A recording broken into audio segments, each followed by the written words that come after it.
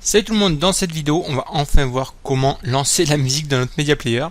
Première chose, toutefois, avant de commencer, on va revenir dans notre song, dans notre classe song en fait, et on va classer, là on classe les chansons par date tout simplement, de la plus récente à la plus ancienne. C'est comme ça que ça les classe par défaut plus ou moins en fait. Et nous, on va implémenter une interface comparable. Et on va donc classer tout ça par playback count, comme je vous avais dit dans une précédente vidéo. On implémente la méthode qui est compareTo, et là on a juste à faire on va retourner ça another.playbackCount, il va donc comparer, et on va faire this.playbackCount. Voilà. Et donc ça nous classera ça on va mettre en non nul, sinon l'IDE n'est pas content. Et ça nous retournera donc la chanson la plus écoutée à celle qui est le moins écoutée. Bon là en l'occurrence vu que c'est les chansons les plus récentes, ça c'est pas trop important. Mais après quand on fera une recherche, on voudra sans doute avoir les chansons les plus écoutées d'abord. Par contre une petite chose, vu qu'on utilise cette propriété, on va faire en sorte d'être sûr dans notre request qu'elle existe. C'est vrai que c'est un truc que j'aurais dû faire que j'ai pas fait. Là, on estime que la clé, elle existe forcément, et apparemment pour certaines clés, notamment playback count, je crois que c'est pas forcément le cas. Pour ID, title, ça, je suis sûr qu'elles y sont tout le temps. Mais dans l'idéal, le mieux, ça serait de vérifier à chaque fois, et pour ça, on va faire un songObject.as. Ça va nous vérifier qu'on ait cette clé, playback count. Si c'est le cas, on va utiliser un opérateur ternaire, on utilise un point d'interrogation. Autrement, ce que je vais faire, c'est que je vais revenir à la ligne. Hop. Alors, si c'est le cas, donc on récupère notre valeur. Autrement, deux points. On va utiliser la syntaxe deux points. On y mettra une valeur par défaut qui sera 0. Cette syntaxe-là, l'opérateur ternaire, ça équivaut tout simplement à ça. If songObject.as clé. On va juste mettre pour que ce soit plus rapide. Else. Et donc là on mettrait notre première condition, autrement la seconde. C'est exactement ça ce qu'on vient de faire, c'est ce qui s'appelle un opérateur ternaire, vous le verrez souvent, ça permet de faire des conditions comme ça en une seule ligne, c'est beaucoup plus rapide. Donc ça c'est bon, et après comme je vous dis, si vous avez des erreurs, si vous faites un appel à une autre API, etc., pensez à toujours vérifier que cette valeur existe, cette clé existe avant de récupérer sa valeur. Autrement vous retrouverez souvent là-dedans. Donc ça c'est fait. Maintenant ce qu'on va faire, c'est qu'on va récupérer quelques vues déjà dans notre main activity, histoire de récupérer nos loaders, nos titles et également les images pour pouvoir faire les contrôles ensuite. Donc on va récupérer déjà les text view. On avait appelé TB pour toolbar, je crois, title. Qui est, est-ce que j'ai lancé l'application? Oui, qui est ici, c'est le TB title là. On aura également un loader ici qui se remplacera le titre, un loader général qu'on n'a pas récupéré non plus, donc on le récupérera, on en profitera. 3 images et la duration également, donc on va récupérer tout ça, donc TB title et TB duration. Ensuite on a quoi? On a les images.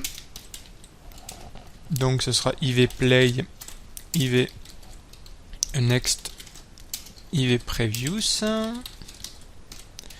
Que j'ai dit, les toolbars aussi, private, pas les toolbars, les progress bars, pardon. Progress bar, donc PB loader. Et l'autre on va l'appeler PB main loader. Alors j'avais créé une méthode pour initialiser tout ça, donc on va le faire de ça. Ce que je vais faire, comme c'est long, chiant et redondant, je vais juste en faire un et je vous laisserai, j'avancerai, je vous laisserai faire le reste. Text view, find view, hop là, r.id.tb title, non c'est pas celui-là, c'est tb title, ok.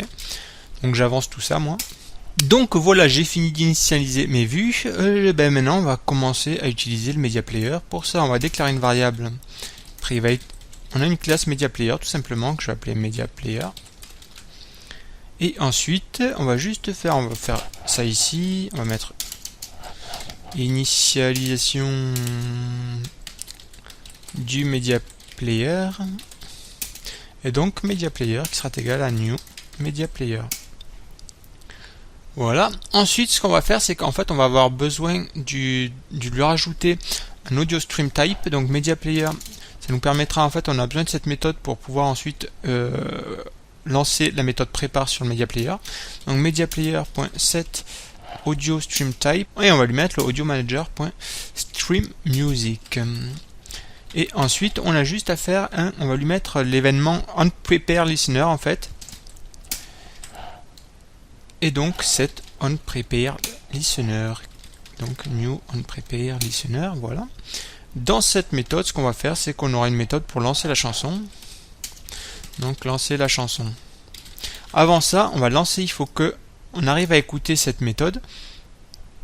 Et donc pour ça, on va, lorsque l'on clique sur une chanson, on aura une méthode qui fera, en fait, prepare song, et on y passera la chanson.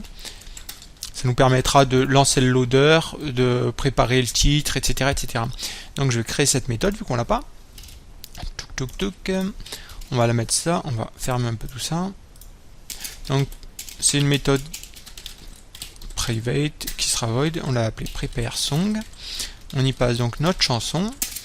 Alors première chose, on va créer une nouvelle variable qu'on va appeler private long, qu'on va appeler current song length. Ça nous servira notamment pour la sigbar. Donc current song length est égal à song.getDuration. Ensuite, on va mettre notre loader qui doit s'afficher ici. On va le mettre en visible et donc rendre le titre invisible. Donc set visibility à visible, pardon. Après c'est tbtitle qu'on va mettre en gone. Set visibility à gone. Voilà, ça c'est bon. Ensuite, ce qu'on va faire, c'est qu'on va remettre par défaut, parce que ça nous servira aussi de reset, en fait, cette méthode. Donc context compat.getDrawable, et on va passer l'activity this, et donc on veut r.drawable.selectorPlay. Là, on va y passer, donc c'est bon. Ensuite, on va mettre notre texte, donc tbtitle.setText de song.getTitle. On va récupérer le stream qu'on va utiliser pour placer, qu'on va passer directement au media player. Donc c'est string stream. On va créer une variable.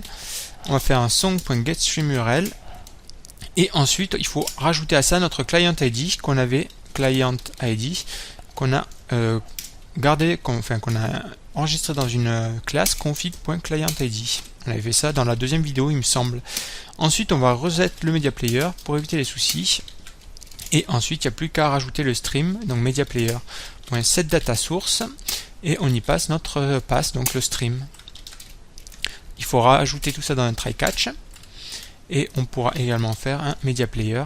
Enfin, c'est pas, on pourra, s'il faut le faire. Alors, prépare async, il y a deux méthodes, vous voyez, pour préparer le media player. Async ou prépare normal. On utilise prépare async que lorsqu'on fait appel à un stream. En fait, si vous faites appel à un fichier qui est directement sur votre téléphone, vous utilisez directement la méthode prépare. Mais nous, on utilise prépare async. Et cette méthode va nous renvoyer ici. Et quand la chanson sera prête, on pourra donc directement faire une méthode qu'on appellera toggle play, tout simplement. Et on y passera également le media player. Également. Et cette méthode prépare song, donc on l'a bien appelée, et donc on n'a plus qu'à faire un toggle play, donc private void toggle play. Ouais, comme ça, on passe le media player mp. Alors déjà dans cette méthode, ce qu'on peut faire, c'est qu'on va vérifier si le media player est en cours de lecture. Si c'est le cas, on fera un mp.stop et on fera un reset. Autrement, on va tout simplement cacher notre progress bar. Donc pb loader set visibility, on va faire ça à gone. Voilà. Donc notre title, c'était tbtitle, qu'on va mettre cette fois-ci en set visibility. On va faire ça en visible. Voilà. On va lancer bien sûr notre media player, donc .start pour ça, c'est très simple. On va changer notre image qui est ici. Là qui est en play, quand on lance une chanson, on veut qu'elle se mette en pause.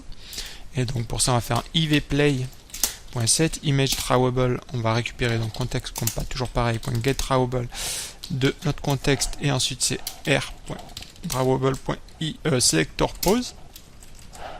Donc voilà. Pour le moment, je pense que c'est bon.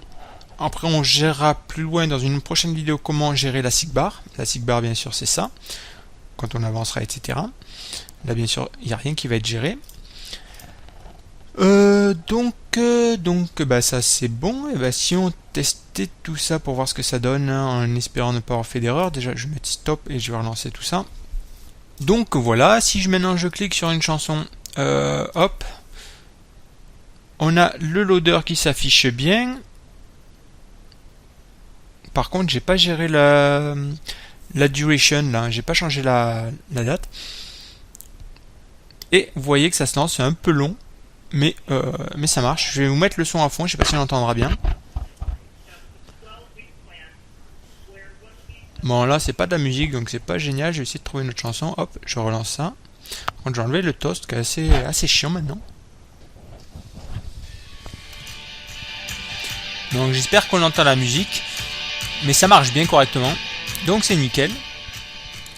Donc on arrive enfin à écouter de la musique sur notre application. Donc ouais, c'était un peu le but de tout ça. Donc ça c'est nickel. Par contre, comme je vous disais, j'ai pas la durée qui s'affiche. Donc on va remédier à ça. C'était ouf. Dans préparation que je le mets pas. Visiblement non. Donc là on va faire un tb duration qui est égal à non, .setText pardon. Et c'était on a une méthode pour convertir tout ça. Donc .convertDuration de song.getDuration. Voilà, et normalement, je vais relancer tout ça. Lorsque je cliquerai sur la chanson, cette fois-ci, j'aurai bien la bonne durée qui s'affichera sous nos contrôles. Donc voilà, si je relance une musique, j'ai bien 3.14 qui correspond à la durée qu'on a ici. Donc le loader s'affiche bien, notre durée s'affiche bien, donc il nous reste à voir la sigbar. Bon, la chanson est un peu longue à fonctionner, ça allait plus vite. Je sais pas pourquoi ça rame autant, peut-être ma connexion qui merde aujourd'hui. Mais avec la musique qu'on a en fond, je sais pas si vous l'entendez bien. D'ailleurs, je vais l'éteindre, ça m'énerve un peu. Je vais éteindre le son surtout. Et donc, ce que je disais, ah oui, donc il nous reste à voir l'avancée de cette sigbar là qui avancera. Également gérer on mettra un événement, parce que là on a fait un onPrepare listener, et on a également un événement qu'on peut mettre onCompletion listener, c'est-à-dire qu'est-ce qu'on fait lorsque la chanson arrive à son terme. Donc on voudra passer sur la suivante, et si on est sur la dernière, revenir à la première. Ce genre de truc, ou également gérer les contrôles, donc, mais on verra tout ça dans une prochaine vidéo. Donc moi j'espère que cette vidéo vous aura plu, moi je vous dis à plus pour la prochaine du coup. Allez, ciao, bye.